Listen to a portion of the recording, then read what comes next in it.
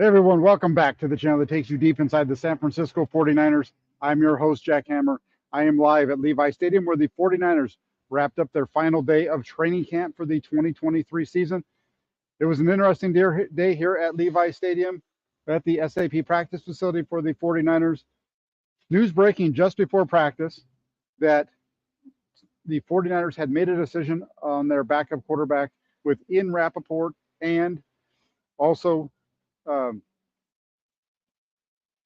one of the other reporters from NFL Network coming out. And according to Ian Rappaport, Sam Darnold will be the backup quarterback for the San Francisco 49ers. Again, that news coming courtesy of Ian Rappaport. Also, Tom Pelissero is the other reporter from the NFL Network that is breaking this story. So Sam Darnold will be the backup. It appears that he has beaten out Trey Lance for that backup spot.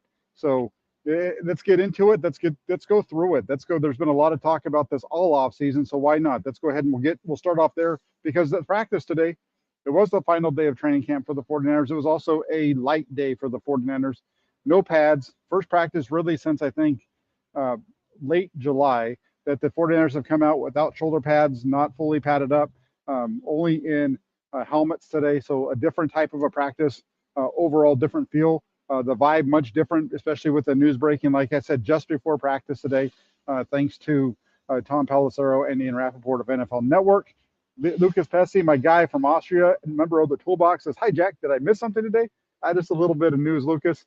Uh, and you let's take a look. Let's take a step back. Let's look at everything that's been going on with Trey Lance and the 49ers quarterbacks here.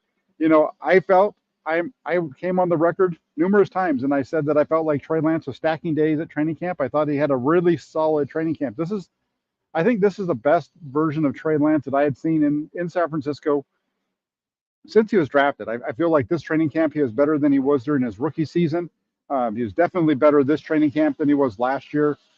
And after the game on Saturday, after the win over the Denver Broncos, I made the comment that I felt like he was going to win the number 2 job over Sam Darnold. And the reason I made that comment is just watching them throughout practice.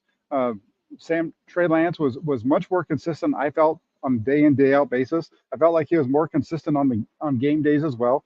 Uh, you know, there's a rhythm and a consistency to Sam Darnold's play, and that the ball comes out quick.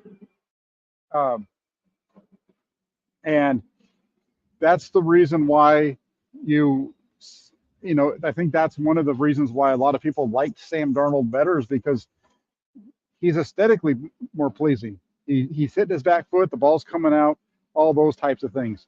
And Trey Lance sometimes a little bit more herky jerky in the pocket, all those types of things. But when you watch these two guys play and you look at the results that Trey Lance put up this year in training camp, the results that Trey Lance put up in the 2 preseason games were just better. He moved the offense, other than one throw in Las Vegas in the end zone there, and a couple of throws there. It was a rough start, but a good ending in that game. I felt like he played well throughout the game here at Levi Stadium on Saturday night. And to me, this is what I think. I think that what the 49ers just did, going with Sam Darnold over Trey Lance, is that they did this because of familiarity. They're used to having a backup quarterback who doesn't make plays. They're used to having a guy who, when you call throws that are wide open down the middle, misses them.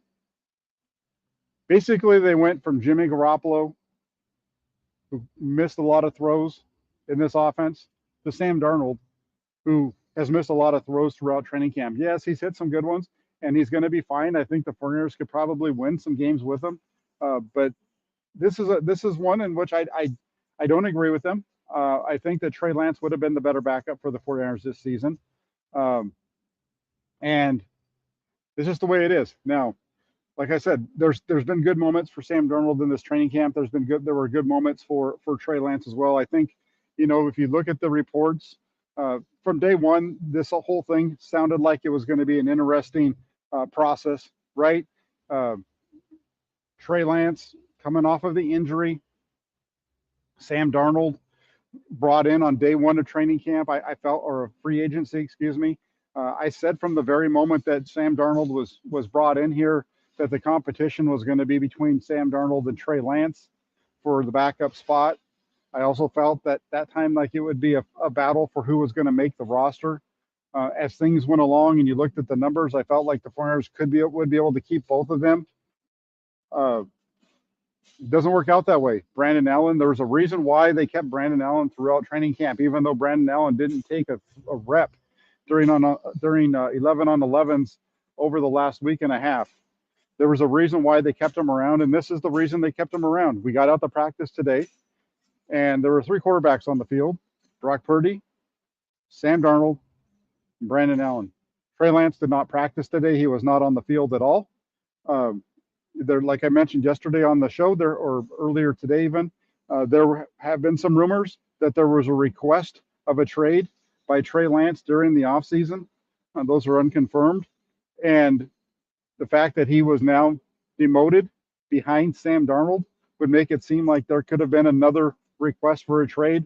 We'll see what happens from here. My guess is if there is a trade of Trey Lance, that this is going to happen at some point after Tuesday. You got to get through this week. You have games happening tomorrow and Friday. You've got to get through those. And then depending on what happens with around the NFL, there might be an opening due to an injury in which a team will pull a trigger on a trade for Trey Lance. What's interesting here is to see if the 49ers are willing to do that. You know, there have been reports. Mike Silver reported that the 49ers were offered a 5th-round pick for Trey Lance before the draft. They didn't take it.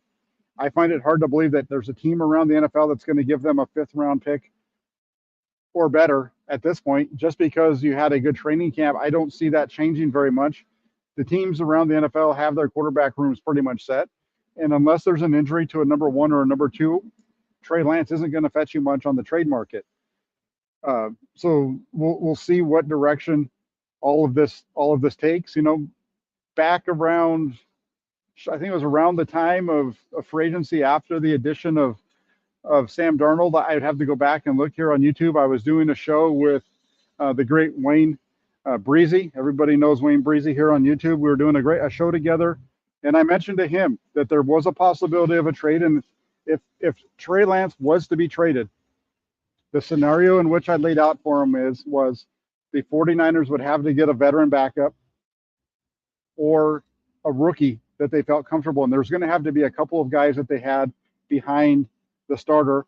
And even more so than that, Brock Purdy was going to have to show that he was going to be ready to play. Because remember, at that point, we weren't sure if he was going to be ready to go. And if a Trey Lance trade went down, I said that it would be happening around the end of training camp, beginning of the regular season. That's where we are right now. We'll find out what happens here over the next coming days. And like I said, I don't see a team. Just think about the teams. I had this discussion with Larry Krueger last week. Which teams are going to want to trade for Trey Lance and give you more than a 5th-round pick? The Washington Commanders, I highly doubt it. I think they're locked in with a quarterback that they're developing for the future.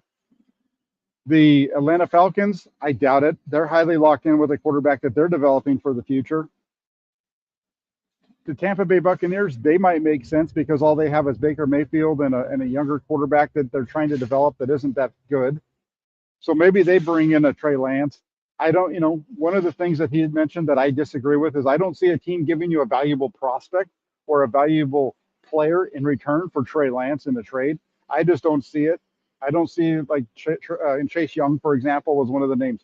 I don't think that there's any way that the Washington Commanders would give up Chase Young for Trey Lance. So I don't know the direction that we go. We'll see. We'll see what's happening here. Thomas Luttrell says, Jack, Trey has played nice all off season. Do you think he should go on a show like yours or Grant's and everything else? Hey, Trey, if you want to come on and you want to talk, let's talk. We'll talk. We'll let you give us all your scoop. I have no issue with that. Here's the thing, like the whole deal. The thing with Trey Lance for me is the narrative about the 49ers mishandling Trey Lance is, I think, the biggest thing that I push back on. Some of the overly positive Trey Lance fans, even content creators, those are the people that I've always pushed back on. You look at Trey Lance, and here's the thing. He was given an opportunity to win the starting job in 2021. I know what Kyle Shanahan said about there not being a quarterback competition, but there was a quarterback competition going on. And you know how you know there was a quarterback competition going on? Because I watched it. And there's a reason why the 49ers put Trey Lance on the field in week 2, right after they had gone down to San Diego to scrimmage with the Chargers down in La Jolla. They put him on the field and rotated him and Jimmy Garoppolo in that game, in that second preseason game in 2021, because Trey Lance was pushing Jimmy Garoppolo and they thought that he might be able to beat him out. And there was a competition going on. Trey Lance didn't win the job. And then the biggest thing that happened was the next week here at Levi Stadium, Trey Lance tries to make a throw, hits his hand on a Raiders helmet of a Raiders defender, breaks his finger. Now, depending on how you want to play this, and I think it's accurate to say that throwing the ball with a broken finger probably hindered his accuracy.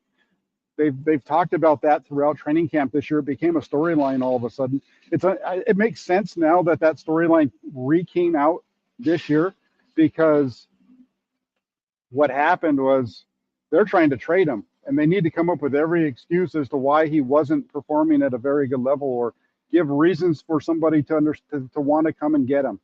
It didn't work. And again, the finger deal, I'm not going to dismiss it. I think it was an issue, right? I think it was an issue. I think it caused him to have some issues with his accuracy. I think it was something that caused him some time to have to work through. But also, I think is partly why this year he's looked like a completely different quarterback on the field in terms of the way that he's thrown the ball. Because I've never seen Trey Lance throw the ball as well as he has in this training camp. So I'm going to say that it's the finger. And there's just been so many people that have blamed Kyle Shanahan for everything that's gone wrong with Trey Lance. The broken finger starts it. From there, he gets a start against Arizona early in his career. I think it was week 3? Yeah, week 4. Week 4, because in week 3 here, I believe is when Jimmy Garoppolo went down against the Seahawks. So week 4, he gets the start out in Arizona, plays okay, injures his leg, injures his knee on a run. Because of that, they're not able to do more with him. Kyle Shanahan even said in a press conference shortly after that game that they were hoping to get Trey more reps. Because remember, at that point, Jimmy Garoppolo was hurt. And so because of Lance's injury, they had to rush Garoppolo back. And then rushing Garoppolo back, they went on a win streak, and there was no reason to play Lance again until late in the season when Garoppolo hurt his thumb out in Tennessee. And what the 49ers did after that week 17 game, when Trey Lance won the game here for the 49ers against the Houston Texans, I think told you everything they felt about Trey Lance at that point. There's an old saying that says, pay attention to what they do, not what they say. If you pay attention to what the 49ers did, they had a chance after week 17 of the 2021 season to make the switch over to Lance. They didn't. Why didn't they? Easy. Because they felt they had a better chance to win week 18 against the Rams with Jimmy Garoppolo with a busted up thumb. Then in the playoffs, after a win in Dallas, they go to Green Bay the next week. Jimmy Garoppolo now has a busted up thumb and an arm that's going to need a shoulder that's going to need surgery. They go out and they still stick with Garoppolo over Lance. They do that throughout the rest of the season. They lose an NFC Championship game. They hand the reins over to Lance for last season. Struggles throughout training camp. Whatever reasons you want to give, he struggled. Comes back after that. They lose the game out in Chicago. Blame it on the rain. That's fair. And then he gets injured here first quarter against the Seattle Seahawks. Gone for the season. Never has a chance to play again. So I got to ask you, if you're a 49er fan, would you rather have had the 49ers play Trey Lance, even though he wasn't better than Jimmy Garoppolo in 2021, and not be successful? Would you rather have watched that team not reach the playoffs, most likely, instead of watching them play all the way until just before the Super Bowl, instead of watching them all the way until the end of January, would you rather have had their season end right at the beginning of January with the loss? Who knows when it would have been over with? Or would you rather see the team almost get to the Super Bowl? 49ers spoke. They want to win games. Last season, it just didn't work out. And the reason why we are where we are is because of the injuries to Lance. And then Jimmy Garoppolo goes down last year. Brock Purdy comes on, and Brock Purdy does everything that the 49ers wish that Trey Lance had ever done. What Brock Purdy did last year in those 8 games is what the 49ers wanted to see from Trey Lance from the time they drafted him. They wanted to see him make plays. They wanted to see him lead the offense. They wanted to see him be able to run the offense and score points. It never worked out. And I understand that there was Christian McCaffrey. I get it. That helped the whole thing. Brock Purdy's been out here working without Christian McCaffrey the last 2 days. Yesterday, he was 13 to 23 with 3 touchdowns. Today, he was 13 to 14. Going into those 2 practices, these last 2 practices, he was 24 of 35 with a touchdown without Christian McCaffrey. Oh, and also without 24 of 35. That also includes not having George Kittle either. So say what you want about the quarterback position. Say what you want about the way they handled it. They gave Trey Lance opportunity upon opportunity. I don't know if they gave him a fair shot to win the job this year based off of what I saw.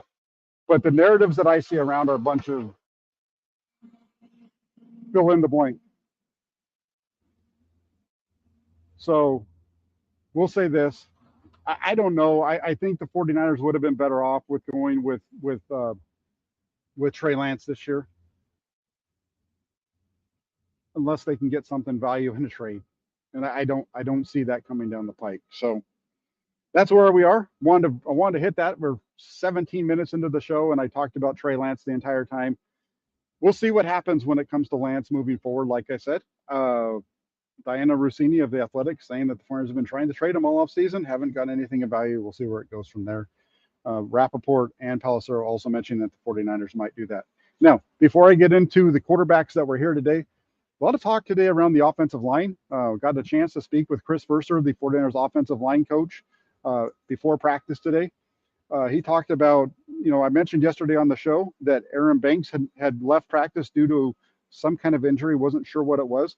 Well, according to Chris Verster, Aaron Banks left practice yesterday due to cramping. He had lost a lot of weight, a lot of water during practice on Monday, and as a result came out yesterday and started cramping up midway through. So Nick Zakel took over at left guard. And Nick Zakel did a very good job. And I would say right now, based off of what I heard today, I would say that I think Nick Zakel makes this roster. Nick Zakel is going to be one of your backup interior offensive linemen.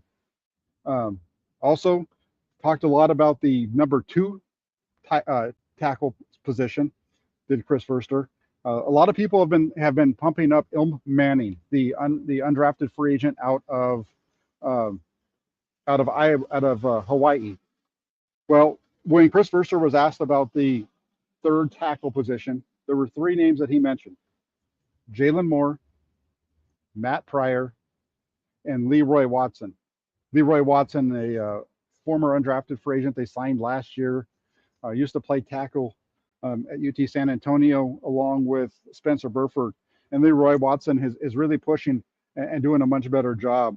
So I think that's a really good idea of what they're doing there. Now, if they keep 8 offensive linemen, it sounded to me like they're not really as high on Jalen Moore as I would have thought they were. Sounds like Jalen Moore is a guy who started off pretty strong. Then you had the injury to his knee where he got a bone bruise. And then after that,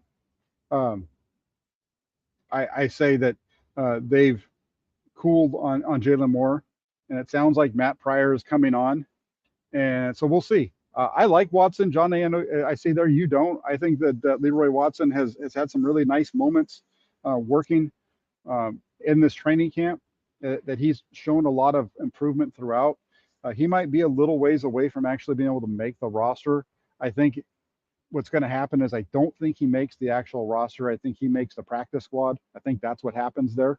And I think you're going to see the three backup offensive linemen. I think they're going to take 8.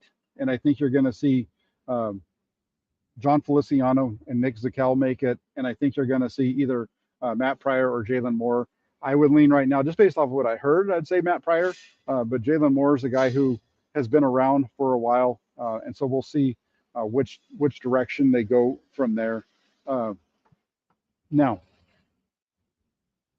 let me just look at some of the comments. That's the offensive line, and the offensive line has played pretty well. He talked really highly of Spencer Burford, the way that he's changed his body around, the way that he's come back more mentally ready to play, more focused, being able to see more of of what's happening. You know, as rookies, he talked about kind of having tunnel vision because everything's so fast that you're just trying to get your job done, and so it's hard to see everything around you because you're just so focused. And according to Nick, to Mike, Chris Verster, excuse me, Spencer Burford's gotten much better at that. And then also Colton McKivitz he said he's been consistent, showing everything that they were expecting, and he's been everything that they hoped for. So I think the 49ers offensive line, especially their starting 5, is much better than a lot of people are putting it or making it out to be. Yeah, they struggled a little bit out in Las Vegas, but Vegas also has really good defensive ends, and they're not too bad in the interior either. I think the Vegas defense is going to be much improved over last year. I think there's a miss. You know, people think of that team as they were last year, but not this year. So we'll see the direction that they go, and we'll take it from there. As far as practice today, like I said, Brock Purdy was nearly perfect. The only incompletion that he threw was a slant to Juwan Jennings to the right side. It was a deep slant. It was an incompletion. The ball bounced off of him. The referee threw a flag. I think they were going to call a hold on the defensive back, Charvarius Ward, or pass interference. I'm not sure which was the call. They didn't move the ball as part of the penalty today. They just ran 2nd and 10 from that same spot.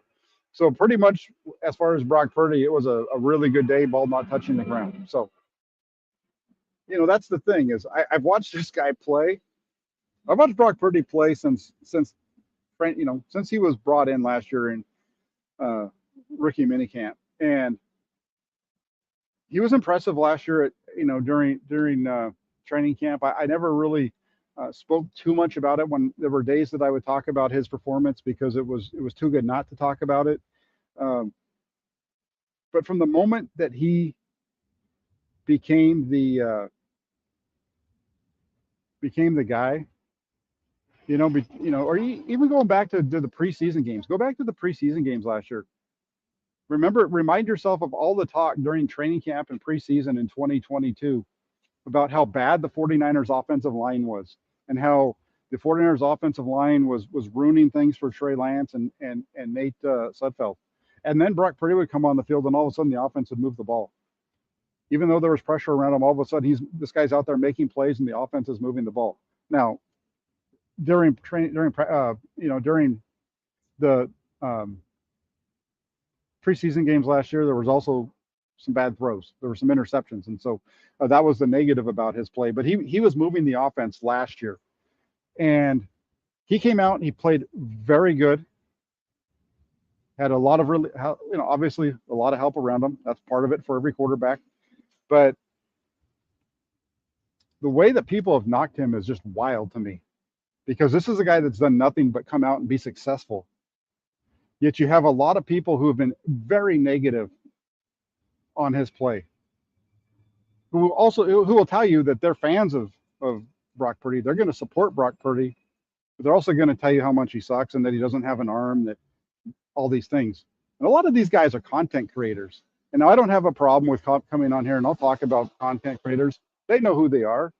There's plenty of people who talked this offseason about the reasons, who tried to put down the success that Brock Purdy had because they were trying to lift up a guy that they've been supporting since he was drafted in 2021, a guy who in a lot of ways got them a lot of clicks, helped them build their channels out. Now, today in practice, like I said, opened up with a little boot out to the left to George Kittle. Nice, 1-for-1. Comes back from that. Then they go into a little bit of a passing period. 4 for 4 in that with a little check down to opening up a little check down to Jordan Mason on that play. Purdy's trying to get the ball to George Kittle, wants to throw it, but for whatever reason pulls it back, works his way across to the left side, checks it down to Jordan Mason. The next play was the best throw of the day. Left me saying, oh shit. George Kittle up the left sideline. Deep ball over Jair Brown. Boom, on the money, off to the races down the sideline. Can't throw that ball any better. He did it yesterday too, even though this one was a little bit further down the field. He did it yesterday on a throw. It was a similar throw to the one that he made to Kyle Juszczyk yesterday, except for this time it was a little bit further down. Thomas, you're right. Trey Lance did help me build my channel because you know why? He was a quarterback for the 49ers. I've also been on here and I've talked openly and honestly about every one of them. And whether it was Jimmy Garoppolo or Lance or now Brock Purdy, to the point in which I have people who to this day will tell me that I'm racist because I was one of the few who would come out here and tell you honestly about the way that Trey Lance performed the last year during training camp. One of the guys who would come in here and tell you honestly about his performance. Thomas, you don't have to like what I say, but based on the actions and what happened today with the 49ers, you know I'm right. You can act like you're upset with me. You can tell me to get his name out of my mouth. And trust me, when Trey Lance is no longer a 49er, I will not talk about him again because there won't be a reason to. But as long as he's a quarterback of the 49ers and a part of their team and part of the news, you can bet your ass I'm going to talk about him. If you don't like it, you don't have to watch the show. Now, going back to the deep throw from Purdy to Kittle, that was a really nice one. From there, a little screen to Ronnie Bell. Here's the interesting thing on Ronnie Bell really quick. There is, last season you had Deebo Samuel struggling. The 49ers had gone out and they brought in Ray McLeod. Ray McLeod was the understudy in a lot of ways to Deebo Samuel, something that we saw last year. When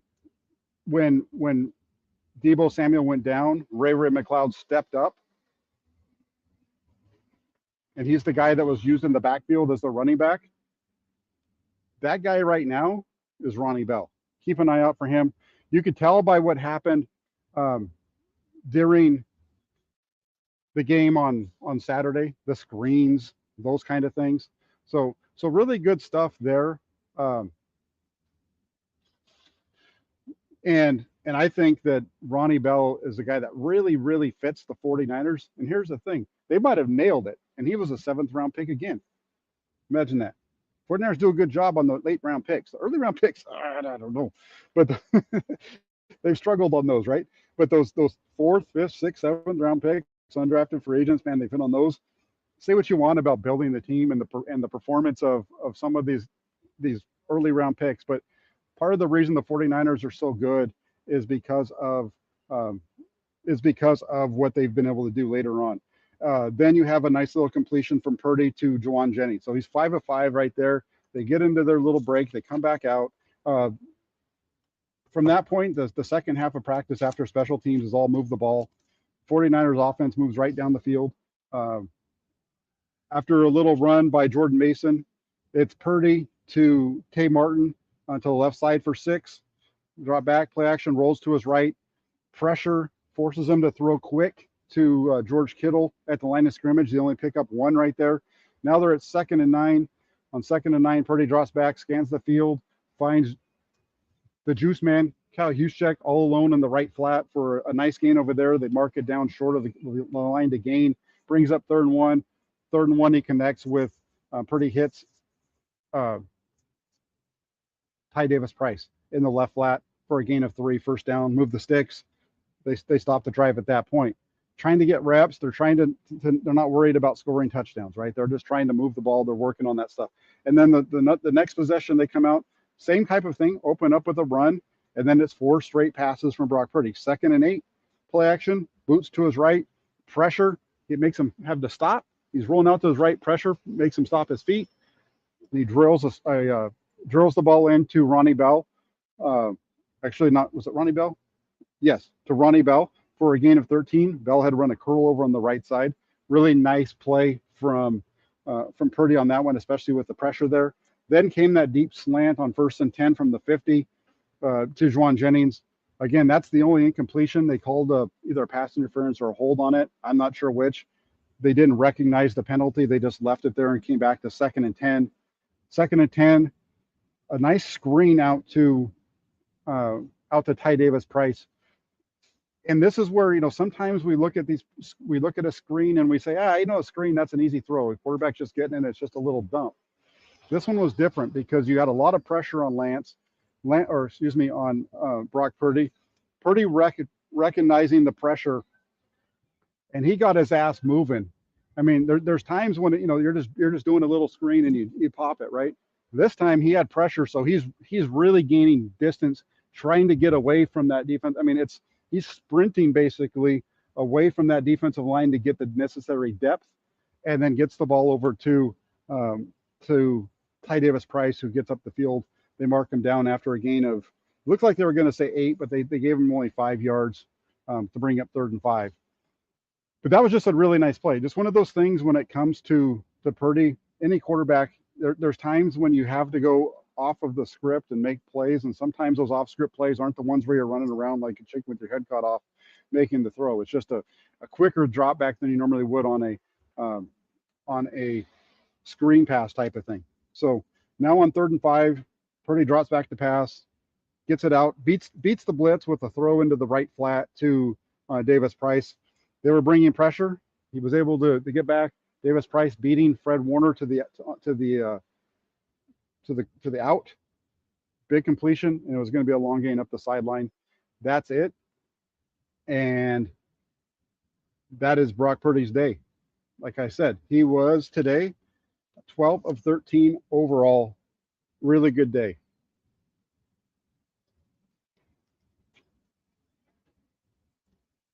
Now, in terms of Sam Darnold, yeah, opens up with a little play action boot out to the right side, throws it to Juwan Jennings. It's basically the same throw where they're booting out to the right, and you have a receiver at the line of scrimmage. Everything's covered up. Checks it down to Jennings, who takes it upfield for a couple of yards, about 5 yards. Comes back from that. He tries to throw a play action. They're trying to run drift, and drift is where the quarterback turns. There's a play action, and then he throws the ball to an in-breaking route about 10 to 15 yards down the field. They're trying to run that concept to the right side. Makes the play action, and then he starts to throw, and as he's throwing, defensive lineman gets his hands up, knocks it down. Pass breakup. Spencer Wagee, the undrafted rookie free agent out of North Dakota State with the big play there. Spencer Wagee had a nice day today. I spent a lot of time watching the defensive line. He's a guy that's right on the fringe of making. The Flyers just have so much depth along the defensive interior of that defensive line. I don't know how they can keep him on the team, but we'll see. We'll see.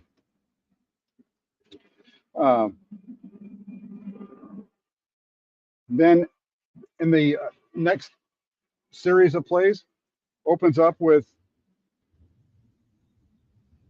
Darnold trying to hit Tay Martin on a deep over route. So Martin is running down the field and across. He's gaining depth. He's about probably 15 yards, 20 yards downfield on the right side around the numbers. The ball comes out from Darnold, and Trey Swilling is there, knocks it away. Then they run a little one to the left. It's a short curl throw to Martin. This was about the 3rd or 4th read. He worked his right side 1, 2, and I'm not sure if it was 3 or 4, but he had to work his way across and found him for the completion. Then they had a little screen out to the left side to Juwan Jennings. He missed. Not the quarterback, but Jennings missed it. Hit him right in the hands. He couldn't hold on. And then a quick out to Willie Snead ended that. So 2 of 4 there, one of those being a drop. So a drop and a pass breakup. So when you look at his first 6 throws, he had a drop, he had a pass defense at the line of scrimmage, and he had a pass broken up down the field. The drop, so should have been 4 of 6 right there. The pass defense and the pass broken up, those are really nice plays by the defense. The pass defense down the field was one that, you can look at that and say, hey, get the ball a little bit further out in front of them or what have you. Then he got a move the ball period. He got one move the ball period. Brandon Allen got one as well. So in Sam Darnold's move the ball period, is one of three. His first throw, tried to throw it out to the right side to Cameron Latu. Ball was knocked down at the line of scrimmage by Austin Bryant. Then he had a little check down in the flat for a gain of 5 on 3rd and 14. That would have ended the drive. They wanted to give him a few more reps, so they just spotted the ball down at the 46. After a run, he had a throw up the seam to Tay Martin that was overthrown. And this is why I say that he reminds me of Jimmy Garoppolo, man. He did this the other day too, last week, where he had last week it was Troy Fumagalli running wide open down the field, and the ball just missed him. Today it's Tay Martin. Tay Martin's running up this vertically down the middle of the field.